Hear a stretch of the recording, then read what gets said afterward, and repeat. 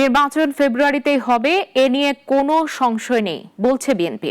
দলটির স্থায়ী কমিটির সদস্য সালাউদ্দিন আহমেদ বলেন, কোনো কোনো দল নানা ধরনের বক্তব্য দিয়ে একটি সংকট সৃষ্টি করার চেষ্টা করছে, তবে এটা তাদের রাজনৈতিক কৌশল। আর যদি কোনো দল নির্বাচন বয়কট করে তবে জনগণ তাদেরকে সমর্থন দেবে না বলেও জানান তিনি। আগামী জাতীয় সংসদ নির্বাচনের সময় ঘোষিত হয়েছে, আর এ নিয়ে এরই মধ্যে কয়েকটি রাজনৈতিক দল নানা ইস্যু বাস্তবায়নের পর নির্বাচনের কথা বলছেন। এ নিয়ে রাজনীতিতে এক ধরনের ধূম্রজাল সৃষ্টি হয়েছে। তবে বিএনপি এতে কোনো নির্বাচন নিয়ে সংকট মনে করছে না।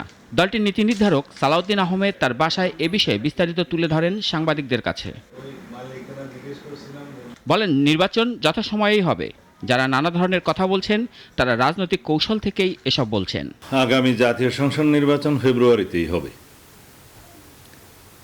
যারা বিভিন্ন মাঠের বক্তব্য দিচ্ছে যে এই সমস্ত দাবি পূরণ না হলে, ওই সমস্ত দাবি পূরণ না হলে, সংস্কার পূর্ণাঙ্গ না হলে, বিচার পূর্ণাঙ্গ না হলে নির্বাচন হবে না, এগুলো মাঠের বক্তব্য।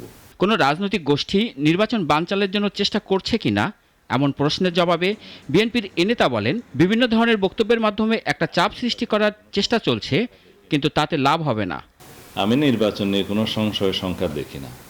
যারা আগামী নির্বাচনকে বয়কট করার চেষ্টা করবে, ডাইরেক্টলি অর ইনডাইরেক্টলি, তারা জাতীয় রাজনীতি থেকে মাইনাস হয়ে যাবে।